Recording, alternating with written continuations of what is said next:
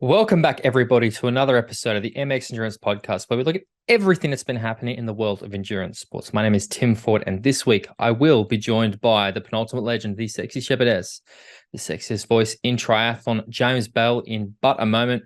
YouTube viewers, we had a slight technical problem this morning when we started the podcast, so the first 6 or 7 minutes we don't have in video. However, it doesn't matter. We were just talking rubbish about incidents in the swimming pool, but the full audio is available on our audio podcast, which you can download on anywhere you find podcasts. But otherwise, you've got the full actual episode about to start. So without further ado, we're going to get straight into it. Enjoy. All right, we're back. Again, it wouldn't be a podcast without some technical problems. I know that we've got right to the end of my incredible story about me, how I survived my incident at the pool. But the moral of the story is... Did you both carry on swimming in the same lane is all I want to know. No, he did 50 Was meters it like and a got out. tension swimmer? He did. Oh, did he? Okay. He did 50 more meters and he got out. So again, without me being aggressive, I don't know, very weird. And the more I thought about it, I was like, Wow. I should have reacted. Hey, like the guy was unnecessarily aggressive when you've got a guy who's like, yes, you're right. I'm sorry. I apologize like 6 times. And he just kept going. And the lifeguard even said he just doesn't like that you keep passing him. I'm like, there's a medium lane, right? Like, again, just swim to your You never know what level. else is going on in someone's world, eh? Yeah, exactly. He's obviously not very stable right now. At all. Poor little chap. He warned me. He's like, you need to watch out for... I was like, oh, okay. Are you threatening me? He's like, all right, man. Could you have taken him? Mate, he honestly was half my size. Like, I'm not even... his head was... I was like up to me here. That's what I thought. It was so weird. I'm like, you keep pushing, mate. Like, again, I don't understand. I've apologized. I'm not... And I said to him, like, I'm not raising my voice, mate. I'm not being... like, I just want to keep swimming if that's okay. And he just kept going. I'm thinking, look, what do you want here? What is your ideal outcome? I don't know what it is, but like, trust me, I've studied law long enough to know that there's nothing to be gained from physical altercation. No. So. No. This isn't the Oscars 2022. Eh? Maybe a slap would have been good. Maybe there's nothing. I think there's something quite humiliating about being like a slap in another man. Like not even giving him the decency of a punch. It's like the open-handed slap. This says a lot. That's an open-handed slap. Violence is never the answer, people. You should never ever resort to violence ever, especially in triathlon, except in the open water part of the swim, because that does get a little bit chaotic. So what are we going to talk about? There were some things that happened over the weekend, and I'm relying on you here. You did the heavy lifting to cover the notes this week, because as I said, I was sound asleep. Let's talk about Gustav's shoes first, shall we? Because that is a sort of a relatively interesting, newsworthy piece of thing with a twist in the tail. Yeah, because there is a twist in the tail of that story. Because obviously Gustav's was it Abu Dhabi race shoe set the world on fire. The eyes of the triathlon world were on him, seeing how was the Ironman world champion going to go when he steps back down to sprint distance. Is he going to break the curse or the expectations of long course athletes struggling to revert to short course? He did all right, didn't he? But did he? But it was the shoe. The shoe was what came under protest, because news came out soon after the race that someone had protested his on cloud on monster. I don't know. They got the stupidest names. Bouncy clouds, bouncy clouds or something. Pogo stick shoes. And he was go gadget. It's gone through the protest process, which is a nice alliterative sentence. And they've come out the other end and said the shoes are allowed, and they've passed the scrutiny required to be allowed in competition. But then it turns out the protest was actually submitted by his own federation. Yeah. So I know that Brad Colt was sort of hinting at this, I think, a few weeks ago, and there wasn't a really clear answer. And of course, the godfather of triathlon coverage, Tim Hammond, friend of the show, I think is the one who actually brought this up and said, yeah, it was a self-reporting thing. And the only thing I can assume is that this is basically them, like, again, let's get legal a little bit here. A lot of the time people will challenge legislation in order to get a decision made on it so that there's clarity, right? Like, so set a precedent kind of thing. Yes, exactly. Set a precedent. So I'm assuming that this is probably that they don't want to Christian was out, and I've heard whispers that Christian actually was injured, that it wasn't just a sickness, but he might have had a foot problem. But basically, so when there is a big result and somebody does want to question the shoe, they can't. It's a line in the sand. This shoe is now okay. It is approved for World Triathlon. And I still find it a bit interesting when you look at the triathlon world a little bit, because I think it's both in running now and cycling. World Triathlon defer to World Athletics and to UCI for their regulations, which I find, I don't know, a bit odd. What do you think? Yeah, I mean, it's an interesting one because, firstly, you're quite right. I think the obvious answer is often the correct one when it comes to why Norway would have submitted the protest themselves, and it's just to get clarity on the matter early season, so that there isn't some any ambiguity hanging over those shoes as the season rolls on, and so that he's not going to have some results taken off him at some point because someone else raised a protest and they go through it. They wanted to get a line in the sand drawn on that. In terms of referring to other organizations for their rules, they were probably just looking for some clarity on it from outside the sport to see what other organizations did and said. It's interesting. I've pulled up, while you're talking, that I've pulled up Tim Hemming's Twitter account again. It's one of the actual few Twitter accounts that I haven't muted, and a good follow on Twitter. But he says the Norwegian Triathlon, because it was actually the Norwegian Triathlon Federation. It wasn't Gustav, it was the Federation. And he said the Federation calling a protest on one of its own athletes either means, number one, they were looking to test the system, which is a questionable tactic, or there is a rift between the Federation and the athletes. And so I think Jim Vance, who is an excellent triathlon coach, coaches Ben Canute to his podium at 70.3 Worlds last year, said, what's questionable? It sounds like a sound tactic. He finished at the bottom, might as well use it as an insurance policy. They didn't intend to break the rules, just make sure they know where the limits are. And he said, maybe I'm missing something. Tim said, maybe not. It depends on the viewpoint. If you're unsure about the legality of a shoe, you could argue that the correct thing to do is to ask before competition and then be 100% sure no infraction was taking place. Not saying the world's worst crime, but a sharp practice if the intent was to test the system. That's a pretty interesting point of view, isn't it? Like, I disagree with Tim, and I don't think the intent was to test the system. I think the intent was to get an answer on the shoe as quickly as possible. This is a shoe they wanted to use. It's not like there's a range of shoes and they want to find out which ones like, should we use this uber bouncy one or this one? They had a shoe they want to use for the rest of the season, and they use it and want to get an answer on it quickly. I don't see them testing the system with that. I wouldn't say it was questionable. I think it's probably, if you look at Formula One, if you do a deep dive into Formula One and some of the tactics that are used there, there are questionable, what you'd consider questionable team tactics all over the place in terms of, bits that are used, and then they'll apply for this and they'll use that knowing that it might be slightly against the rules and someone else will protest it. In this case, I would be surprised if it was his second part of that when he said there's a rift between the athlete and the federation. I would suggest that no rift between an athlete and federation would ever go as deep as actually protesting their own athletes. There might be a slight disagreement here and there, but I think we've seen worse things happen between athletes and federations than yeah, but that what you're referencing there comes down to more of an atmosphere type issue, as opposed to a federation is never going to protest results from their own athletes because that's their bread and butter. Now, I have to come full. I'm going to come clean here, guys. I don't particularly care about shoes. Like I'm quite interested in bikes and results and stuff, but the legality of a shoe, I'm just like, fucking just let them have at it. Let's see what they can do. I don't give a shit.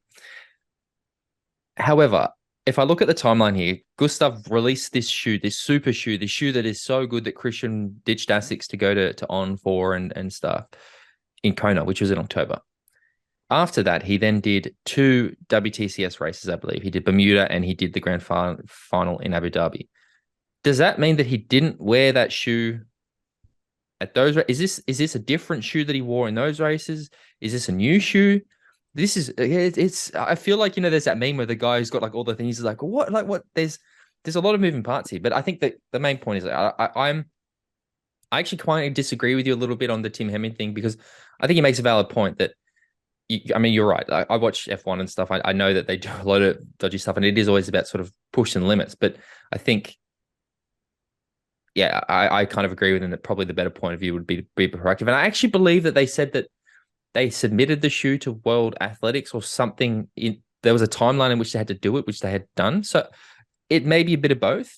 I hope that it isn't. If they'd submitted it in a certain timeline and just hadn't got an answer, then running it in a race and then protesting it themselves and forcing that answer through the pipe through protest.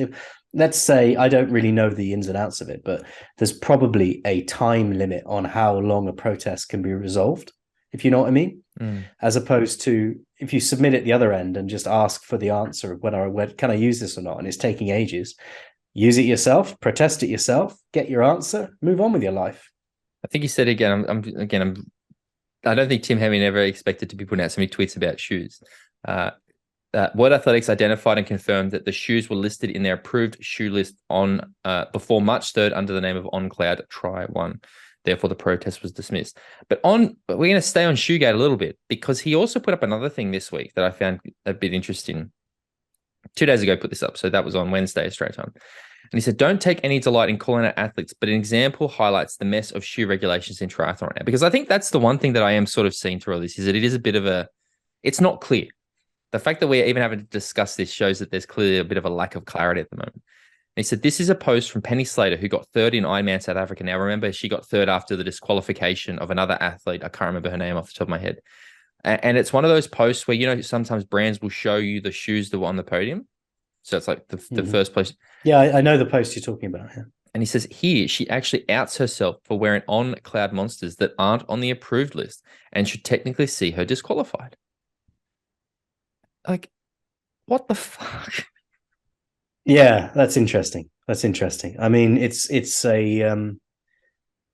one thing to wear a shoe that is not on the approved list, but it's another thing to, it would seem, not know that, if you know what I mean. I mean,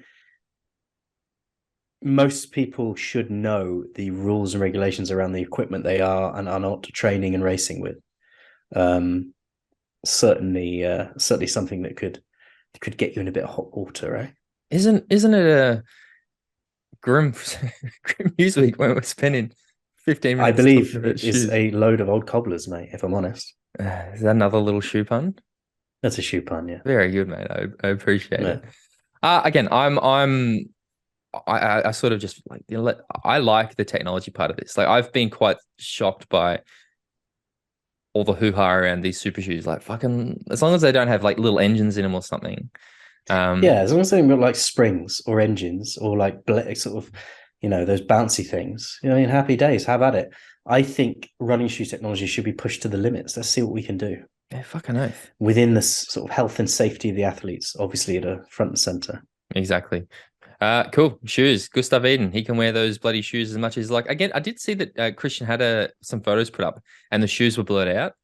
And I do love this, like that. There is this world of triathlon fans who are like super interested in the shoe he wears, and I'm like, fucking, I don't care, mate. Like, their shoes.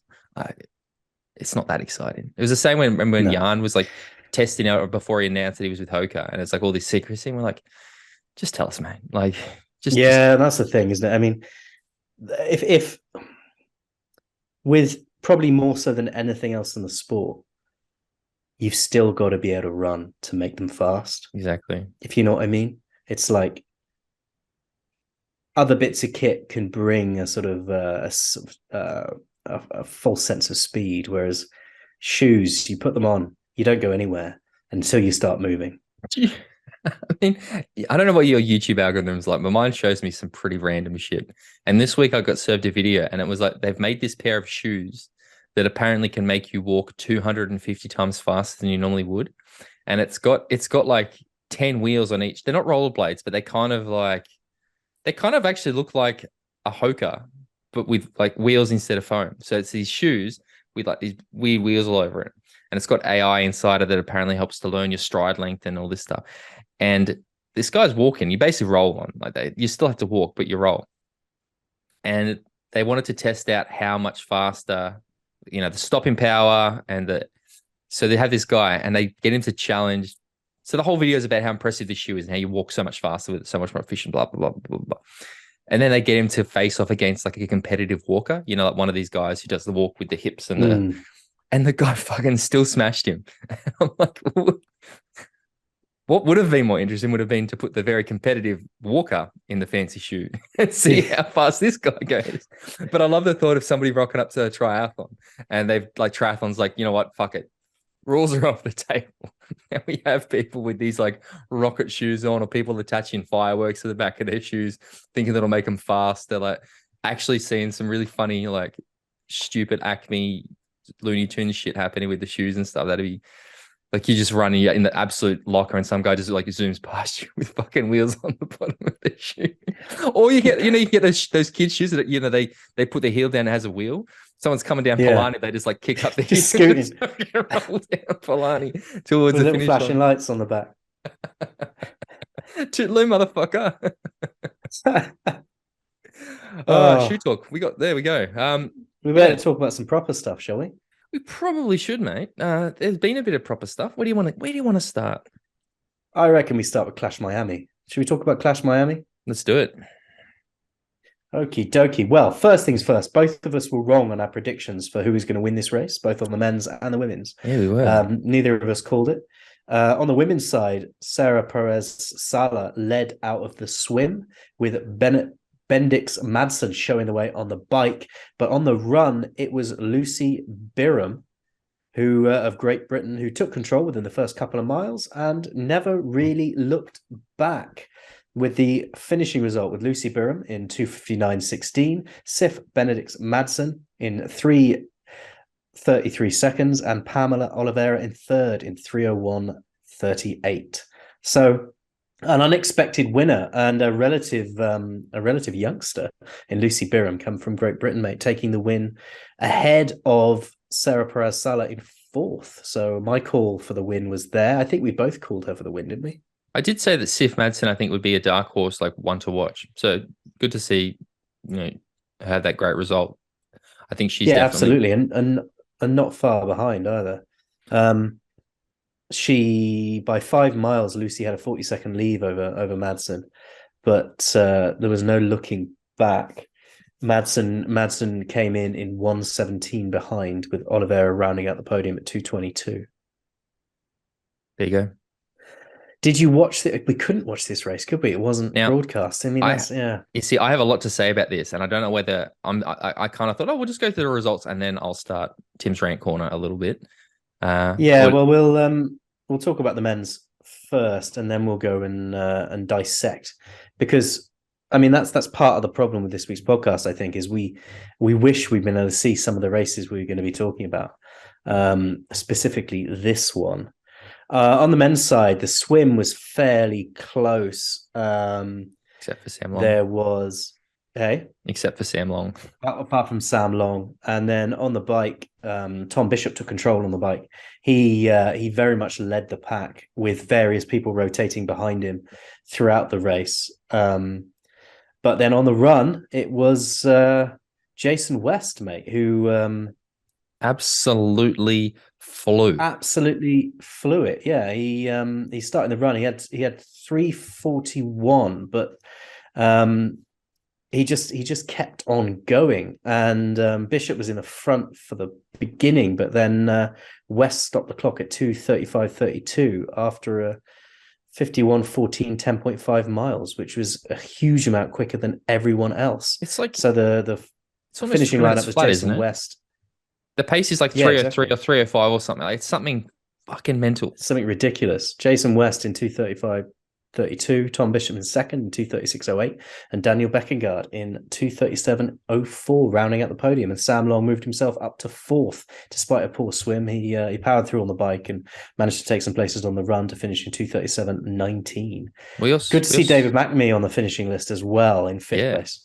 So I was speaking with David in Kona last year, and the reason he withdrew is he's had this very ongoing long-term injury that was basically just meant that he couldn't really run. So to see him actually, there and pushing the numbers again is really good. Also worth mentioning that Lionel had the crash on the bike, and it actually doesn't sound like it looked like it wasn't too bad. He said he was pretty sore, but he's put his trainer on pause a little bit. So, I mean, they're pretty cautious about what they say, but knowing somebody like Lionel, if he's actually had to stop training, I would assume that something maybe, like, I'm not talking crit ending or anything, but I don't think it was as simple as just a bit of road rash. Like, I think he's probably, a bit sore. Yeah, he's probably got a bit of a bump. He's got some bumps here and there, hasn't he? It's a shame to see him go down because Definitely. he said, I watched an interview with him afterwards, and he said that he was feeling good. He was riding within himself, and he felt like he had a really solid run in him. So I'd like to have seen that come to fruition because, I always like it on a slightly shorter race than an Ironman when Lionel is punching, because he's got that in him over that shorter distance to be able to really go into the hurt locker on the run and chase people down.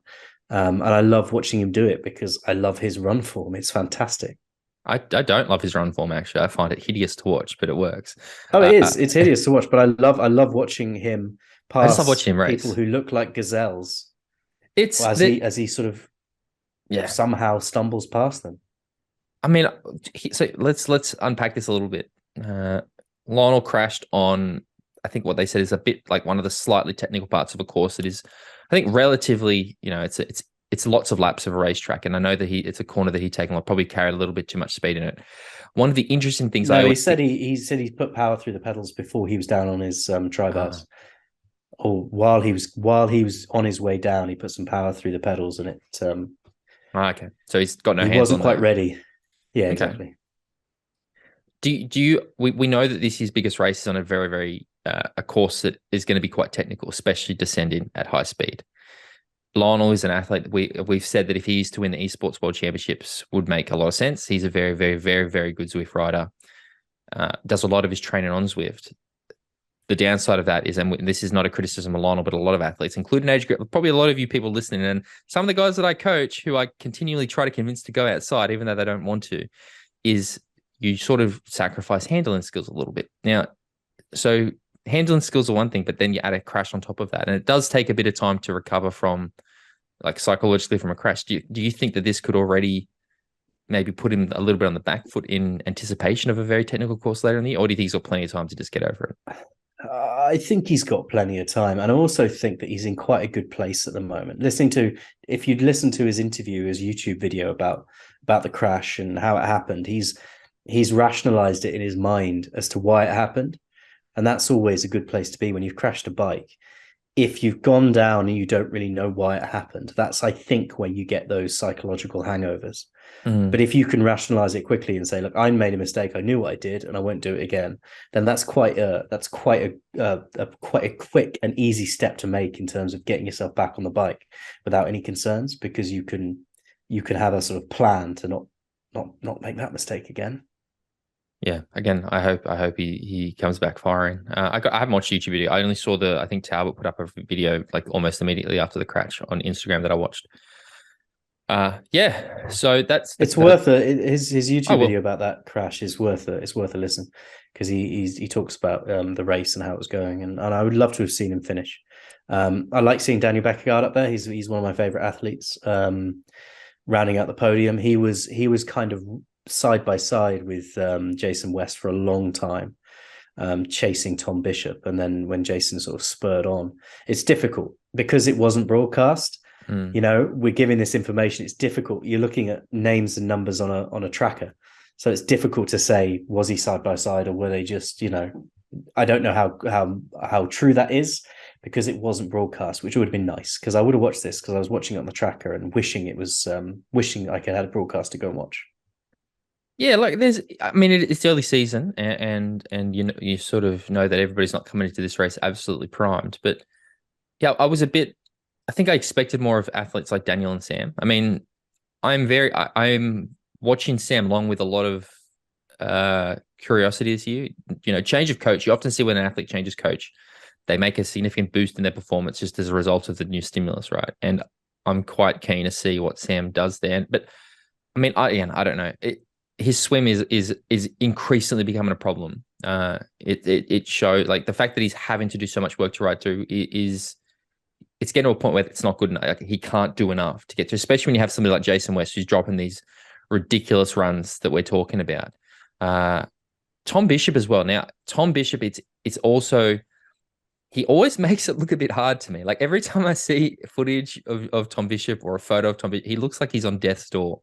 Like he's always a bit of a hot, sweaty mess, but I think he seems to be a very passionate athlete. And I think that the move to middle distance from short course seems to be serving him quite well. Again, I think it just shows how fucking good a runner Jason West is. Like, I mean, I'm blown away by how good a runner this guy is, and I think we talked about a few like last week that guy who's got this momentum. He definitely seems to have that momentum. I think we can see him probably doing quite well at some of these PTO races and middle distance races this year, and it's exciting. Like I like to see that this athlete like him on the rise. So that's the racing.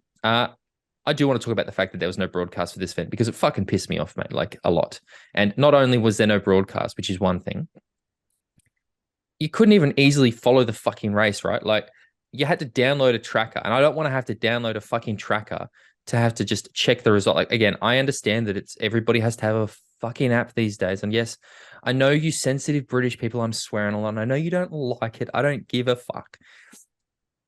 Why is it so hard to follow professional triathlon racing at the moment? It's a fucking nightmare. It pissed me off, to be honest, that I just wanted to see how it was going because I had no idea what was going on with Sarah Perez-Sal. I still don't really understand what happened to her race. There's all this like secondhand information and people like, oh, I think Lionel's crashed. And it's very hard to actually follow what the hell is happening in what is meant to be like when Clash came out, their whole thing was, taking over race courses. We're going to make this broadcast incredible. There's opportunities for the sponsors, all this stuff. And it's like, no, we're just going to go back to doing a tracker. Like 2 years ago, they had Jan Frodeno there, mate. They had Jan Frodeno and they broadcast it and it was entertaining. Remember Andrew Starkowitz went off the front and like, I remember that race. I really remember that race. And this year it's like, no, I just know that it was like, they're tending to blur into one, all of the Clash races. I sort of forget which is which. And the fact that they're not even broadcast. Yeah, I mean, the fact they put an announcement out saying we're going to try something new this year, we're going to have a post-race show, blew my mind. Oh, they're doing that? In my that's what they said. They put out a post saying before the race saying we're going to have a highlights. Sorry, this isn't broadcast, but we're going to put a post-race show out instead of trying something new. We're going to put a post-race show out. Now, in my mind, that blows my mind because once the race is done, you know the results. It's very unlikely you're going to go and watch what is a jazzed up highlights package. The only thing you're going to really want out of a broadcast is live racing, so that you're on the edge of your seat wondering what's going to happen. Do they expect people to watch the tracker all day and then watch the post-race show? Because that's not what anyone's going to do. I mean, when they came out with these races, they talked a very big game. And it's not like we're saying that from a perspective of two people who've just watched it through the media. We've both sat in a room with the people who run these races, and they've talked a big game about what they were going to do and how they were going to transform the broadcast and exactly. And then when their first race of 2023 comes along, it is simply something you can track and watch a highlights package of. It's just not going to gather the whether they've tried to do what they said they were going to do and they've just found stumbling blocks and they haven't got the sponsors they were expecting, and so they're going back to more of this sort of participation model where you can track the pros. I don't know, but it's disappointing, like you say. I mean, I don't know how much we can. So Clash don't want to pay appearance fees, right? Like we know this. It's this, and they say the reason they don't pay appearance fees is because of what they do in a broadcast. Like the value they can add to an athlete through their broadcast creates like that should be enough of a reason for athletes to come because. And you look again when the start list for every this happens every single time since the PTO did that Clash race. It has happened every time now where the start list comes out and you're like, holy fuck, how good is this going to be? And then you get to the race and it's not because half of them drop out, half of them no show. Sometimes they announce athletes on a start list. I know for a fact they announce athletes on a start list who say, I'm not doing that race. I've never told them I'm doing that race. Why have they announced me on the start list? And we're at a point now where they're not even broadcast. And the thing that fucking shits me about this is that it's another example. It is another example of a brand in triathlon that says they are here to revolutionize and push things forward. And what do? They go, oh, well, Ironman have always just done a highlights package for Kona, and that seems to work pretty well. Let's just do that. You're right. I'm not particularly, I would, it's not like I'm sitting there watching, when I saw this start list for Clash Miami going, fuck, mate, I can't, I'm going to get the popcorn out. I'm going to sit down and I would have watched it if it was on because it's, I think what the PTO sort of is aiming at, you need to have the names there. You need to actually have these, although we say it doesn't really matter, like to get your interest in the broadcast, you need to have the names. That's like step one. then you have the race that you watch. Like, I'm not going to watch the highlights package. In no universe am I going to sit down and watch the highlights package of Clash Miami, especially now that I know the results. No. It ain't happening. And this is what I mean. So all that talk and it's the only time that you're going to go and look for it is when the race is on. You want to know what's happening. Yeah. As soon as the race is finished, boom, it's gone from your brain. Correct. You moved on to the next thing that's coming up. Yeah. You're not thinking about, oh, you know what? It's Tuesday night. You know what I'm going to look forward to watch? The highlights package of a race I know the results from last Friday. Yeah. Ain't going to happen. Do better. And what I don't understand as well, again, I don't understand the cost. I know the bits and pieces around how we did things with sub 7. But don't you need to, I just wonder, what is the actual cost? Like, because if you broadcast it, don't you then take the highlights from the broadcast? Unless you're doing a more documentary sort of thing, it's going to be one of these, like, the man who never walked. No. They must have been filming it. They must have been filming it for the but highlights not for package, broadcast. Is what you're saying. It's going to be more like a documentary style, fancy. What you're saying? No, but they said they were going to put a highlights package out. Yeah. So they must have been filming it. They're filming it on the ground. So can't you just broadcast that? What's the difference between between broadcasting that and not? I mean, maybe there's a huge cost in the actual pressing the button that broadcasts it. I don't know, but I was as disappointed as you were, because it's another example of a stakeholder in the sport saying they're going to do something, making a big song and dance about it, and then it not transpiring into reality. So why is that? This is what I sort of want to understand. Like, why is it like this brand is? I think it's because people underestimate how hard it is to get to the money for the things they're trying to do, how to monetize these things. It's not as people come in thinking, well, we're going to create a broadcast, we'll get eyes on it, we're going to get sponsors, we're going to get big brands involved. And I think people underestimate how difficult that can be in this ecosystem. I feel like when Clash, I would like to know what the numbers. Sorry to interrupt you again, but I'd like to know what the numbers were for those first few Clash races they did broadcast, because remember they told us there will be. Remember they pulled out their fancy spreadsheet thing and they showed us. I can't remember. But it was big. Now. Remember they were very proud of the numbers. I remember them making a big deal. Like, look at there will numbers. Be, but they will have metrics they need to hit, though, won't they? Because in order to go from here to here to get this amount of investment or this amount of sponsorship, and whether they're not hitting them, I don't know. But I can't imagine. Is it a bit of a case of, you talk about them underestimating how difficult it is, but do you also think that it is a bit of an, like, we think we can do this on the cheap? Like, do you think that there is this? I mean, I saw, and again, it wasn't good. Okay, it wasn't good.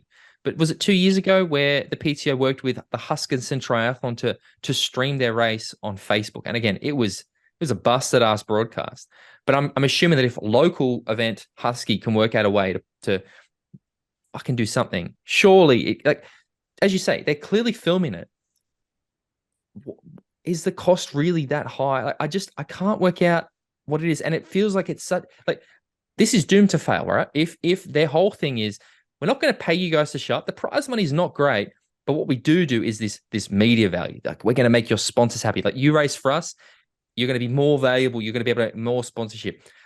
Actually, no, we're not going to broadcast it. We're going to do a highlights package. And then when the highlights package doesn't work, we're just going to rely on we're just going to, it's like the falling dominoes to me. And I don't see this. I just see this as yet again another example of a thing that is going to completely fizzle out. And we know that challenge, which then separated the whole challenge versus Clash thing, is complicated as is anyway. But we know that challenge have always really struggled in North America to go up against Ironman. Like, Ironman is so strong in North America. I thought that this concept of the racetrack, it's got the fixed camera, like, it's built for broadcast, was sort of good. I mean, do it at night. Like, there has to be something they can do different. Like, there has to be some point, instead of just going, oh, we're just going to take what challenge do.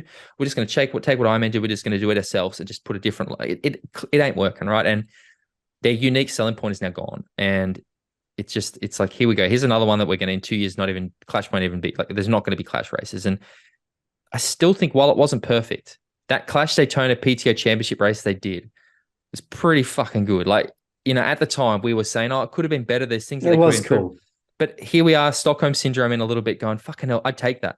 Like, how things have been going, let's go back to that. If that's the standard, that's fine. It's better than watching a tracker, right? Fucking hell. But yeah, it's very concerning. It's concerning to me that we are seeing this. Yeah. Do you think there aren't enough people, like really enough people like us, who really want to watch this sport as an audience to make it work in the world? Yep, definitely. And that's why I think that, see, I've even had these discussions with people that I think there are ways that, God, like, for example, this is like my $1 million idea. I'm going to put it on the podcast. Fuck it. I'm not interested in making it. We know that a lot of people will watch races when they're training, right? So I've always had the idea, why don't these brands take their race broadcast and build sessions, say on Zwift, that match the broadcast? Like, let's use Super League, for example. Super League race is what, 20, 30, 40 minutes, right? The swim's the warm-up.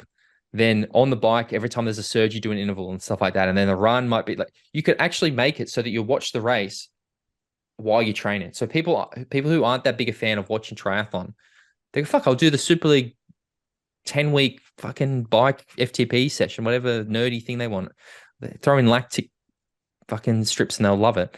The Norwegian, whatever I don't know, whatever catchphrase is hot at the moment. You can make it so that the swim was the warm-up, and then you got to the bike element, and that you picked your favorite athlete, and it projected their watts per kilogram into your something thing, like so that. You had to hold what they were holding for that period of the bike course, or make it relevant. So like, make it so that every time there's a surge on the screen, you do an interval, and then it's a recovery when it drops off. Or like, build it so that it's, because I find that when I'm watching racing, when I'm on the bike trainer, and I went through all the Konas, I went all the highlights, I went through a whole world triathlon period.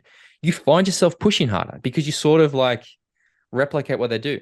And I feel like if you did something like that, so a lot of the people who do this sport only do it. They don't really follow it. So if you can find a way to marry up the doing it with the following, it might go, fucking, oh, that ain't bad. Hey, like, actually, that was a good workout, but I actually that was exciting racing. That there needs to be more things done to bridge that gap, because it's this like, well, we just do it. You should want to watch it. And it clearly, again, isn't working. And then there needs to be more stuff to really try to break through, not just to triathlon fans, because I think there's enough triathletes out there to make something, and and then other things that, as we said, like, you need to have these exciting concepts that try to appeal to just non-triathlon fans as well. But yeah, it's 100% that, mate. And then you have these races where they just straight try to go to pay-per-view, and again, it's like, no, people aren't going to. It's a new thing. You can't straight away go for that. That you have to earn that, right? Like, you have to earn the value of a pay-per-view. You can't just start. And I see one of our listeners, Seb, I know fucking every time there's anything about pay, he likes to tell me how he doesn't want to pay for race, and I get it. And it's a fair argument. Like, I don't particularly, I wouldn't pay to watch Clash. Maybe I would if I was, but build the audience first, right? Build the anticipation. If I'm paying to watch a race, supporters base. Get me the fucking names, right? Like, I'm not that interested in paying to watch a bunch of athletes who I've never really heard of before. But fuck me, if you got Jan versus Christian versus Gustav versus Lionel versus Joe versus Patrick, like all these names there, fucking mate, take my money. I will pay for that if I know that it's going to be an exciting, dynamic race that's not just going to be a fucking single line time trial that then turns into a run that breaks up and it's just Jan on the front. Like, that's what I mean. There's a problem. I've ranted again. I always fucking rant on this podcast. There is a problem, but we will get there, I'm sure, eventually. We just need to, like you say, they need to build the audience. Like, what, this has been a long time, mate. Like, let's look at this, right? Since we started at the moment, there's a push in sport, isn't there, to shorten things and make it shorter and make things quicker and easier to consume. But sports like golf have a massive audience base, a massive fan base. People tune in and pay money to watch golf. I mean, I don't understand why, but they do. Cricket's I think got a huge fan base. They're also trying to go, but like, let's even take the time frame from when we really started to like knuckle down this podcast. So Super League already existed. Like, Super League is what you're saying, trying to make it short, dynamic, built for broadcast. It's doing its thing. I still don't particularly like where it's ended up. I think there's a lot of room they should go back anyway. But we've had Clash appear. We've had the PTO appear. We've had Arena Games appear. We've had World Triathlon come out, say they're going to increase their broadcast quality. Like, we've had that's four, and the couples championship for, like, we've had all these new concepts introduced, and every single one of them, I think, has started promising the world, like I said, And every single one, it's not going forwards. Things seem to become every single one of them. Every single one of those things I've just said, it's not progressing. It's regressing. It's getting worse. Like, it's concerning, man. Like, there is clearly, I don't know what, and it must just simply be that the audience isn't there, right? Like, it's the only reason I can think is that the audience isn't there. Yeah, that's all it is. The audience isn't there. So they need to stop kicking that horse and finally admit it's dead and do something different. Yeah. Make it so that it is there. There is something that people will bite on, because at the moment they ain't getting it. They ain't getting it. They've got too thin an audience spread across the world in too many different places. So time zones don't work for people. You don't get, even if your projected triathlon audience is this big, when you split it down into where the world is and different time zones, you're only going to get that much of it for a live broadcast. You're certainly only going to get that much of that much who want to pay for a live broadcast. And then suddenly you're not fulfilling your objectives that you wanted to fulfill. You're not getting the numbers required to get those sponsors and partners on board. And your nice graph you've made to get this idea off the ground, where you say we're going to be here in this year, here in this year, here in this year, here in this year, suddenly that looks much harder to obtain. And the other problem as well is that in this day and age, when they do put them on like YouTube and stuff, there's nowhere to hide. You can literally see the views. Like I think we were watching one of the races and it was like, oh, all these millions of people watch this race. I'm like, there was 2,000 people on the tracker. Like, where the fuck are these other millions and millions? They've got, like, I don't understand sometimes how they get to their numbers. But again, I am aware, guys. I'm sorry that this is becoming quite a negative thing. I know we get told, but I put out another tweet this week where I was talking about how I'm actually I think the racing triathlon is good, and while the broadcasts aren't great, I still enjoy it when I get to watch it. But I'm just a bit bored of triathlon content at the moment, and it's probably more. I've thought about this a lot. I'd like to give like a lot of shout outs to some really positive conversations I had with people on Twitter this week. I expected people to come at me with the pitchforks, and I think people I'm not necessarily saying the athlete content is what I'm talking about, because it's very hard for guys who are trying to be professional athletes to actually create really cool content. A lot of them have sort of seen what Lionel has done and gone, I'll just do the same. Sort of like we were talking about. I look at a lot of the professional stuff out there now, like the stuff that Super League's putting out, the stuff that the PTO's putting out, the stuff that Ironman's putting out, and all the brands like Zwift and like it's all becoming very much the same to me. And I think I said it's like action shot, location, and it's, the Spain or, France or wherever. And then there's a shot of the athlete walking. It's a bit dark and they're walking either to the pool or to the track, or they're getting on their trainer. And then there's a bit of shot of them riding or swimming. And then there's an interview and they're not looking at the camera. They're looking to the side and they're talking about, and it's like every single one of these things now, like, looks the same to me. And I saw a video came up. It was funny because like the next day after I put out that tweet, the tweet's been like 10,000 views or something. Like, a lot of people engaged with it. But the day after that tweet came out, Zwift released a video about Christian and Gustav. And it was honestly like, it was exactly what I was talking about. Bergen, shot of Christian and like on this trainer and Gustav on the treadmill, and then cut to action, like interview. And I'm like, fucking hell, everything looks so samey. And one of the conversations I had is maybe it is a case that, like, I've stopped engaging with the PTO content they're pushing out at the moment. Like, I used to, every single thing that the PTO would put out, I would sit down and like rapidly watch. And I'm not even watching it anymore. And I love triathlon. And it's because it's all the same. And I'm really just getting sick of it. And do you think it is that we've suddenly got this organization who is committed to putting so much of this content out, or they think that, oh, we found what works, so let's just do it to death? Like, I don't know, again, what this issue is that is making me just go, I'm just a bit bored of it. It's because it's not stimulating you in the same way. Yeah. When it gets repetitive, mate, your brain sort of goes, well, I've seen that. I don't need to see that again. And also, you've got to remember you're looking at it from inside the sport in a way as well. A lot of the interviews, the answers to, it's not often when you're inside something and you can see. It's very rare you get a truly candid interview from an athlete that makes you go, well, that was really interesting. A lot of it is kind of formulaic at the moment. I'm not seeing those groundbreaking pieces of content that are really delving deep into what an athlete is thinking and doing and feeling during a training session or worried about leading into a race. You're not getting those deep dives anymore, which is, I find it almost a bit cartoony, Does that make Yeah, sense? It's almost yeah, staged big in a time. way, and you're not getting that sort of right. This is an insight into the mind of an athlete. You're getting an insight into this is the PR machine outside of an athlete. But not even just like, okay, a simple example. On last weekend, I spent time with an FPV drone videographer, a guy who captures footage using a first person view drone, where they put on the VR goggles and they fly. And I'm going to put a video up this week on my Instagram of me riding the bike. And man, the footage he was catching is cool. I mean, it was a bit scary because you're TTing at like 40K an hour and this thing just whips past your face.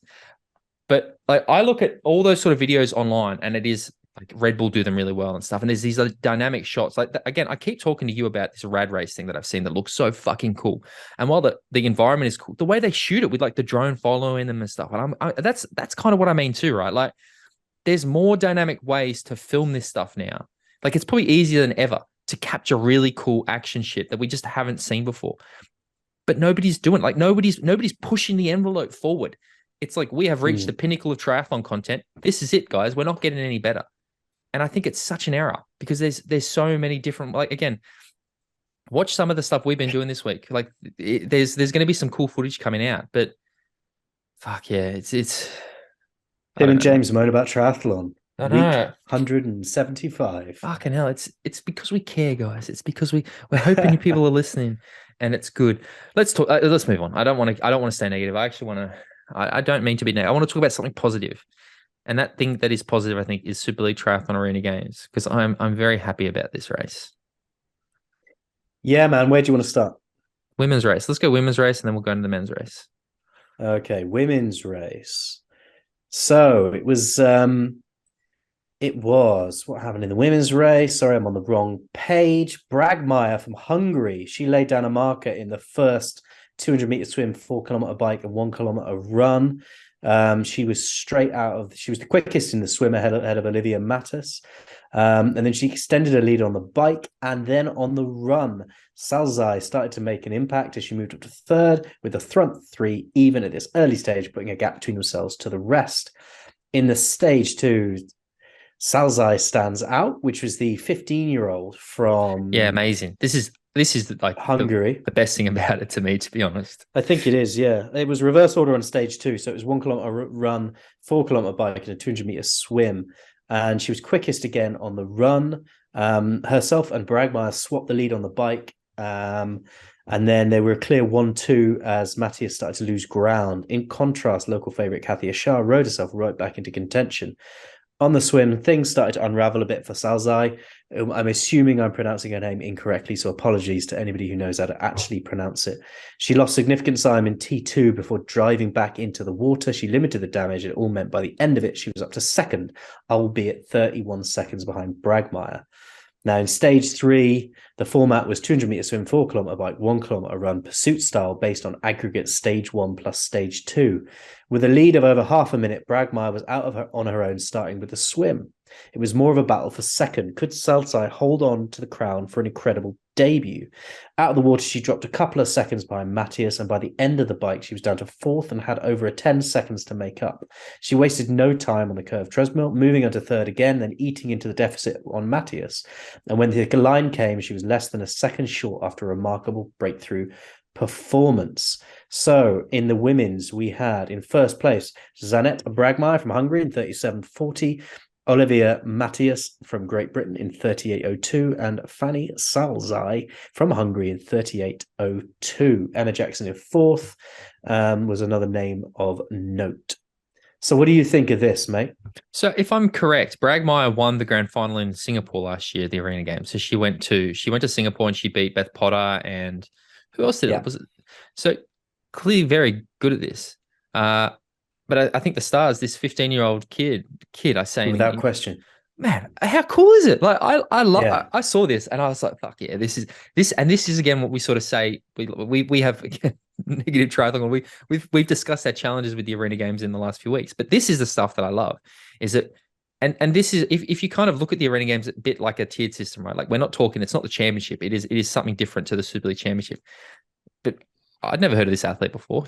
Talking about it now, like it's very good to see that they have these opportunities to to shine a little bit. And again, the racing was still exciting, but 15, man, it's so cool. Like it's phenomenal to see. And yeah, I mean, what a weekend for her as well. I mean, imagine being 15 years old, you're on TV, you're racing some athletes that you've heard of and names that the sport knows well, and then you put in a performance like that where you manage to get yourself on the podium and almost into second place.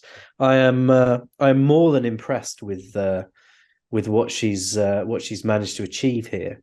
I think it's amazing. She said after announcing herself in style, she said it was hard, but I really enjoyed it, adding maybe when asked if we'll see her in London for the grand final. I mean, not the most eloquent of quotes, but you know, it's always interesting to hear from an athlete. It's funny because if I look at the two standout performances for me in the weekend, would be her and then Sif Madsen. Like to me, those two are the like really standout performances, and they're both quite young. I mean, one's obviously very young, but even Sif, I know, had spent a lot of time sort of at the back of the pack in IT World Triathlon racing. So, yeah, it's cool to see, and yeah, great, awesome. Bring on the grand final. Bring on the grand final. So in the men's race, let me see where I've put my notes for the men's race. On stage one, it all stayed together on the bike before home favourite Simon Westerman put a huge run to take the lead, but there were just 5 seconds between the top 8. On stage two, which is the 1 kilometre run, 4 kilometre bike, 200 metre swim, it was a reverse order for stage two, and the close packed nature was underlined at the start of the run as all 10 were within metres of each other.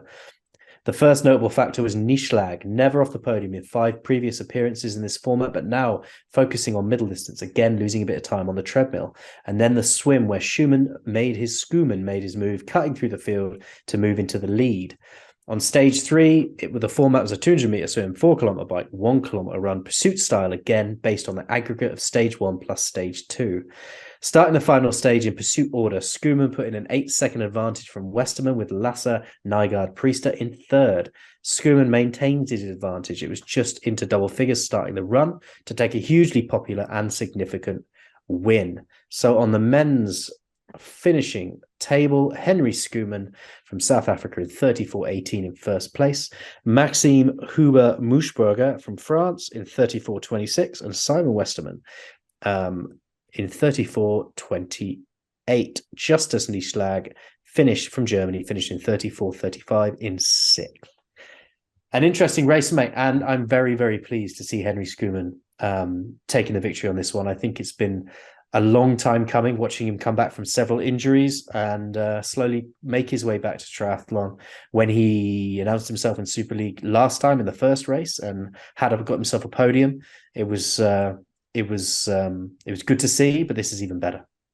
Mate, this is the thing I was so keen to talk about again. Like, yeah, he deserves this. Like it's like right back where he belongs. I don't think like people on the outside probably don't realize how hard it's been for Henry the last couple of years. Like he's really been pushed to the limit. I think there's actually a really good I think it's Super League, or is it Bahrain Victorious, have done a video about a really sort of in-depth interview with Henry. I would encourage you guys to go and watch it, because it's only, like I said, it's been rough. Like it's been a very, very tough period for Henry, and like chatting with him after the race, knowing just how much this meant to him, like, yeah, it's phenomenal. The way that the sort of, like, we're talking about Super League Arena Games in Cercy, Switzerland.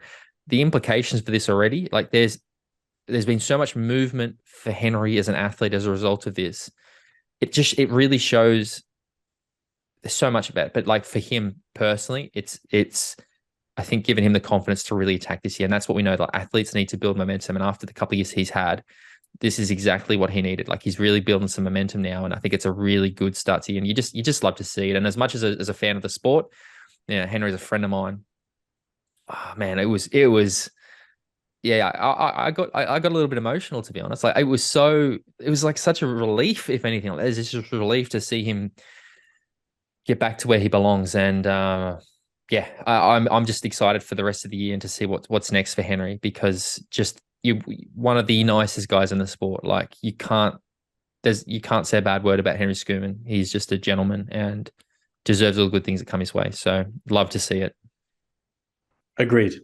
Well done, Henry. Good work, mate. And like you say, I echo all of your comments, mate. Yeah. So talking about things to come. This weekend we Ironman 70.3 Lanzarote on Saturday, the 18th of March. So that is a 7 o'clock UK time start. So an 8 o'clock Central European time start. The men will go off first at 7 before the women set off 5 minutes later at 7:05. Again, there is no live broadcast or streaming, which means you'll have to go to the tracker to keep an eye on it. We also don't have either of the previous winners racing this race this weekend. 2022 saw Leo Berger from France win and Cat Matthews from Great Britain take the win. On the men's side, you've got Daniel Beckergaard racing, Peter Hemmerich, Thomas Davis, Andrew Hospital Turner, Harry Palmer, and Reese Barkley. On the women's side, you've got Anne Haug, Emma Pallant Brown, who else? Lydia Dant and Els Visser.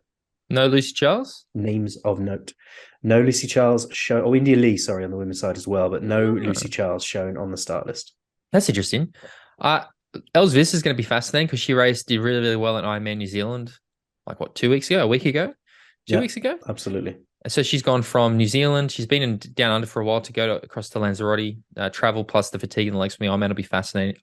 India Lee, I know that India's been absolutely training the house down, and she's an incredible athlete. She got, fairly harshly penalised at 70.3 worlds last year, but I think she could do some real damage here. And Haug and Emma Pallant Brown, again, that's an exciting matchup because both very, very good runners, and I'm very keen to see how they start their years. Men's race, Daniel Beckergaard, so he's doing this after Clash. Yeah, absolutely. So what did he come third in Clash last weekend? So he'll be rolling straight into this, probably trying to sharpen up some form as he just goes from race to race. That Andrew Horsfall Turner too, we know, is such a good swimmer. So Daniel's also a good swimmer. So it'll be interesting to see how that sort of dynamic plays out because I would expect those two to sort of stay relatively close, swim bike, and then I would probably pick Daniel for the run after that. So he's probably where my money is at if he's not too tired after Clash. Yeah, I mean, I'm expecting to see a Daniel Beckergaard and Haug weekend, if I'm honest, in terms of Lanzarote. I'm going to pick India Lee. Interesting. I mean, that's not it's not an absurd thought, to be honest. I'm going to go India. You have many absurd thoughts for this one, isn't it? India, Emma, Anne. That's my podium. You're moving very slowly.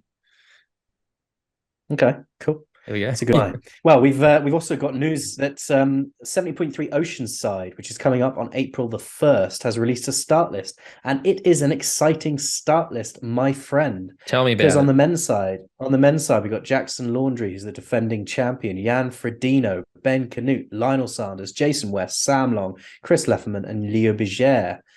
Leo Berger? On the women's side, so far on the list is Chelsea Sodaro, Kat Matthews, Holly Lawrence, Paula Finley, Jackie Herring, and Tamara Jewett.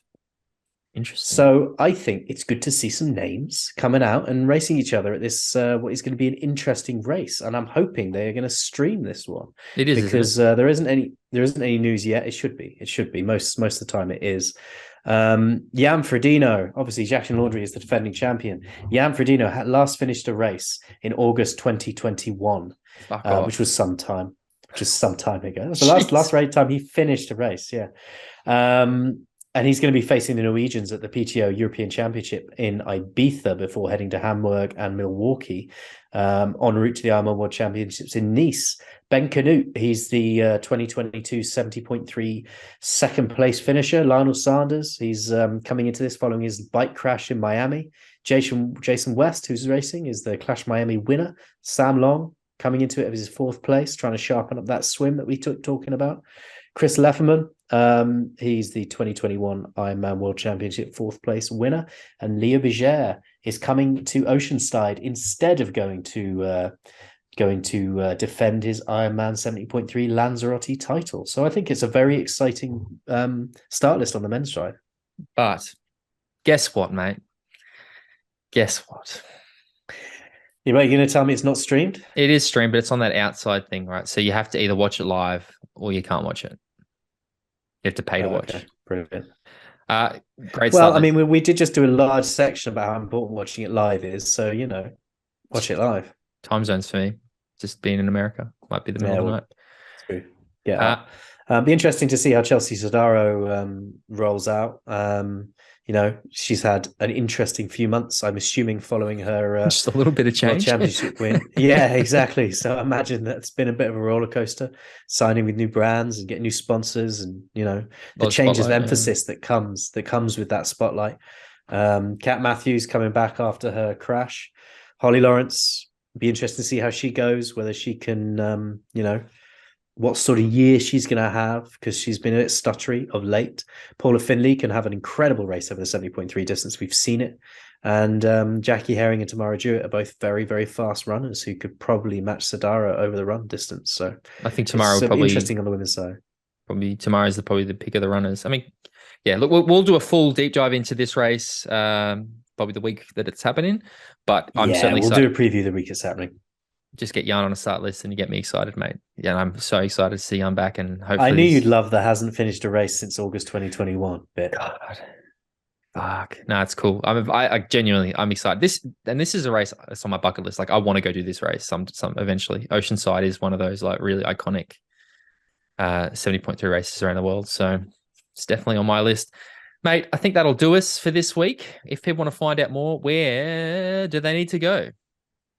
If you want to find out more about MX Endurance, head to mxendurance.com or search MX Endurance on Facebook or at MX Endurance on Twitter or Instagram. If you want to follow me, I'm at bale.james85 on Instagram, or you can follow Tim at tford14 on Instagram. Jump onto iTunes, give this show a review. It's really useful. It really helps us out, and it's super easy. If you like what we're doing, tell a friend, help us grow. If you've got any suggestions, guests, comments, or criticisms, then direct me directly at my friend Tim Ford on any form of social media. He loves it. Just at Twitter. It's easy because I just mute people. It makes it pretty easy. I love it now. I go through and just like, you can't see this tweet, you can't see this tweet, you can't see this. It's delightful. It's very good. Jimbo, a pleasure, mate. We made it happen. Sorry that I was running late. Sorry, guys, that I'm a bit sleepy. Sorry, it's a bit negative, but that's what we do in this. We have to discuss things, and if we just go, yeah, it's good all the time, it gets a little bit boring. So, Jimbo, until next week, mate, thank you very much. Cheerio.